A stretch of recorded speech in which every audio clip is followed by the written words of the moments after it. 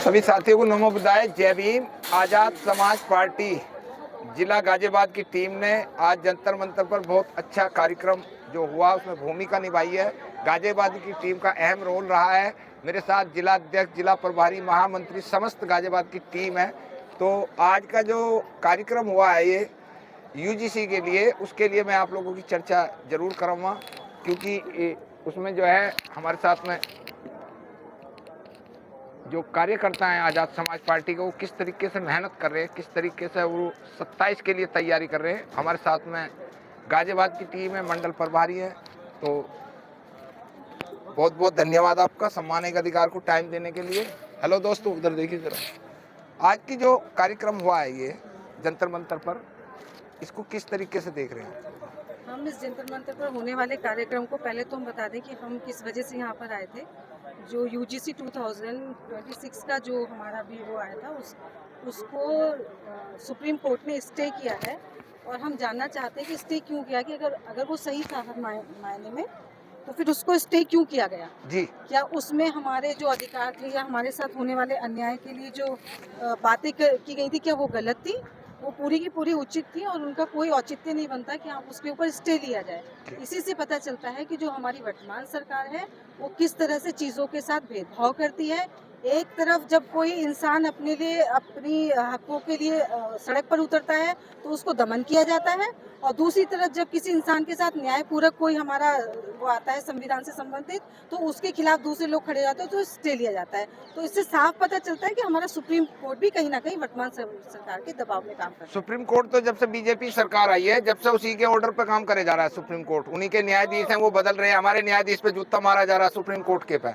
ये बड़े शर्म की बात है भारत के इतिहास में। हाँ, तो इसी व्यवस्था को तो हमें बदलना है। जब हमारा देश आजाद हुआ था तो एक ही व्यवस्था थी, वो थी तंत्रात्मक व्यवस्था। लेकिन अब जैसे जैसे समय पास आता जा रहा है, आप देखिए व्यवस्थाएं दो हो गई हैं। एक हो रही है सुधारकारी व्यवस्था, एक हो रही है बिगाड़ने वाली व्यवस्था। तो हम लोग हैं सुधारकारी व्यवस्था के साथ, और हम इस सुधारकारी व्यवस्था को बढ़ा के रहेंगे, क्योंकि जो बिगाड़ने वाली व्यवस्था है उसका उम्र ज्यादा दिनों की नहीं है।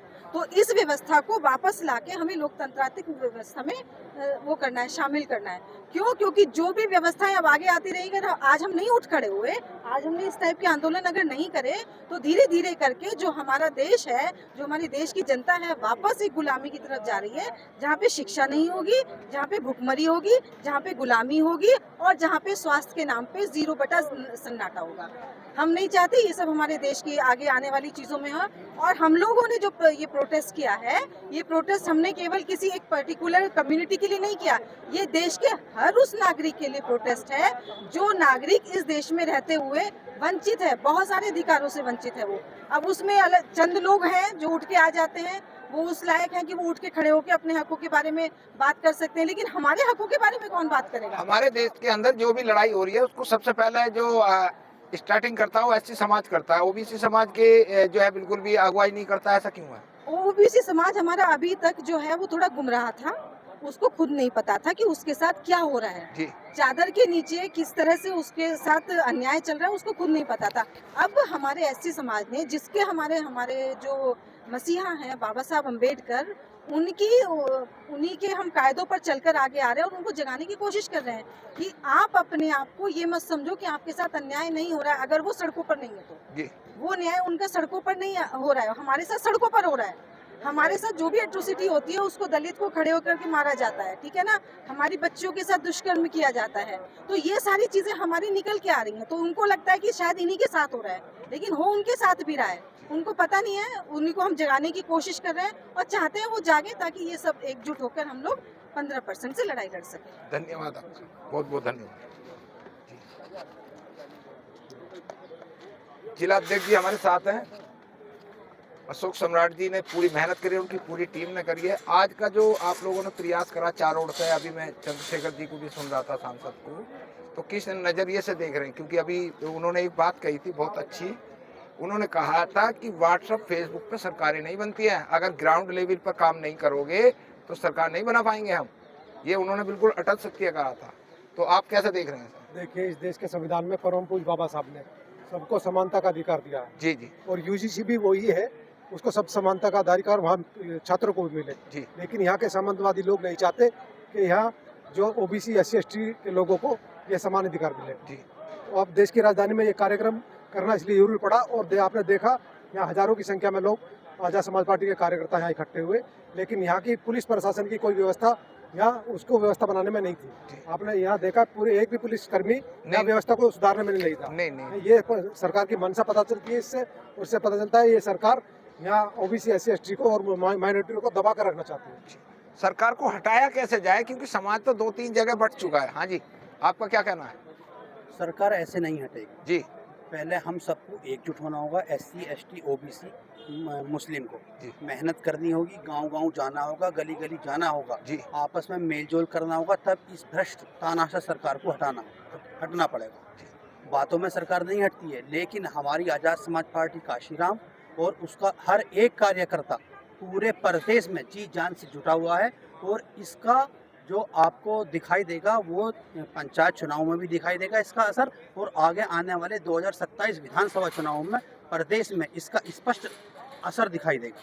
हम ये आपसे स्पष्ट रूप से कहना चाहते हैं, 2027 के विधानसभा चुनाव में आज़ाद समाज पार्टी काशीराम के बिना कोई भी पार्टी सरकार नहीं बनाने की है बीजेपी को के अगेंस्ट।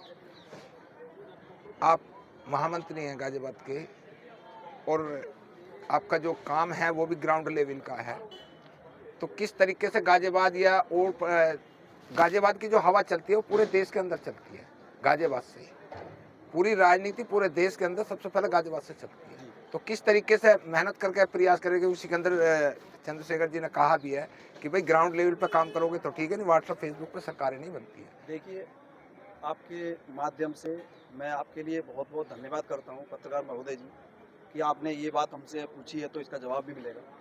देखिए, आज जो मुद्दा था UCG का मुद्दा था, UGC का गाजियाबाद जी जी से पूरी गाजियाबाद की टीम क्या पूरे उत्तर प्रदेश के जितने भी हमारी आज़ाद समाज पार्टी की टीम है सबको पता पड़ चुका है कि ये UCG मुद्दा है क्या। हाँ, देखिए, हमारा जो यहाँ पे संसद से लेकर के और इस बिल को पास किया गया 2012 में जी, और आज इसका अभी थोड़ी देर पहले इसको पास किया गया।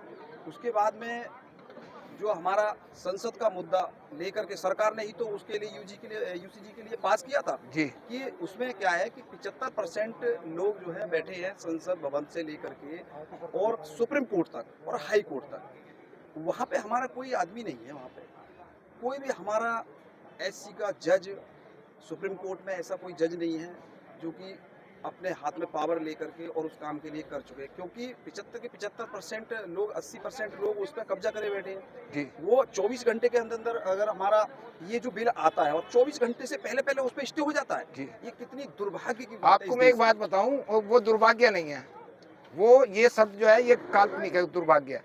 वो जागरूक लोग हैं, 1000 से ज्यादा औरतें डांस नशे गाजियाबाद DM ऑफिस के अंदर नंगे पैर, मैंने उन्हें कवरेज करा हुआ, यूट्यूब पे पड़ी हुई है, सब माने का अधिकार।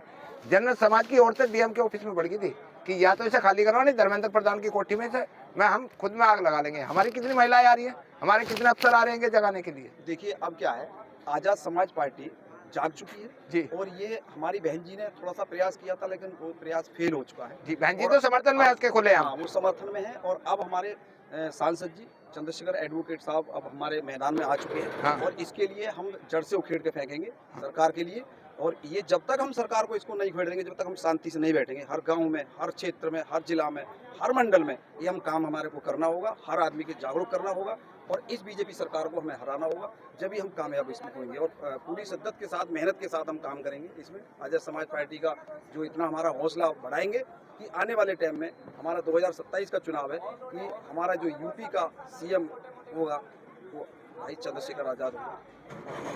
आप लोग किस तरीके से गाजियाबाद को कवर करेंगे ग्राउंड लेवल पे? चंद्रशेखर आजाद ने एक ही बात, मैंने पूरा उनका 38 मिनट का स्पीच थी वो मैंने पूरी रिकॉर्ड करी है, उन्होंने एक ही बात सही कही थी, बाकी तो जो उन्होंने कही थी अच्छी बातें हैं, लेकिन उन्होंने जो पॉइंट टू पॉइंट कही थी, उन्होंने कहा था कि ग्राउंड लेवल पे काम होगा तो सरकार बना पाऊंगा।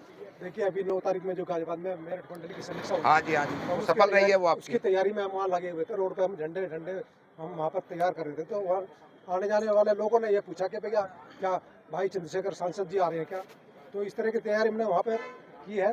तो मैं जो जनपद गाजियाबाद के सब कार्यकर्ता जितने भी कार्यकर्ता जितने पदाधिकारी हैं, सब पूरी शिद्दत के साथ, पूरी मेहनत के साथ गाजियाबाद को पूरी जितने भी जिला पंचायत 11 जिला पंचायत आती है वार्ड, सबको जिताने का काम आजाद समाज पार्टी के कार्यकर्ता करेंगे। बहुत बहुत धन्यवाद आपका सम्मान के अधिकार को टाइम देने के लिए, और हमारे भाई भी कवर कर रहे हैं उनके लिए भी बहुत बहुत धन्यवाद है आप लोगों का कि आप लोग सोशल मीडिया का जो प्लेटफार्म है हमारे पास में, इसको ज़्यादा से ज़्यादा लाइक शेयर कमेंट करेंगे।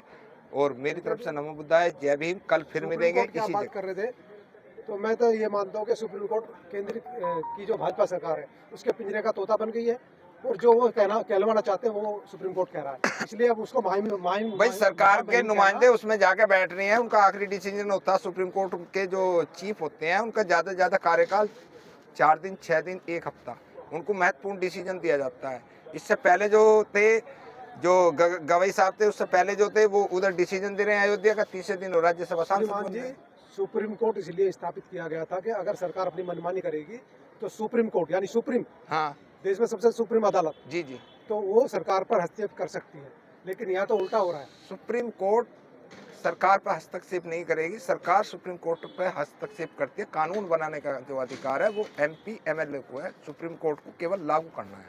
राष्ट्रपति हस्तक्षेप कर सकते हैं, लेकिन कहीं कुछ गलत हो रहा है। हाँ, गलत तो पूरे देश के अंदर हो रहा है। SC ST OBC में जितनी भी संवैधानिक संस्थाएं हैं, हाँ, जब से केंद्र में, सेंटर में बीजेपी की गवर्नमेंट आई है, उस पर RSS के जो ये कार्यकर्ता हैं ये काबिज हो चुके हैं।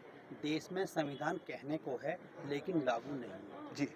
अघोषित आपातकाल है, उसके खिलाफ हम सब एक हैं, लड़ रहे हैं। और हमारे चंद्रशेखर भाई पूरे देश में जगह जगह जाकर सब पूरे आवाम को जागरूक कर रहे हैं, और उसका असर 2027 में भी दिखाई देगा और 2029 में भी लोकसभा चुनाव में दिखाई देगा। बहुत बहुत धन्यवाद आपका। जय भीम, नमो बुद्धाय। जय किसका ये? लो भैया, आपका ही है, ठीक है। एक मेरा है।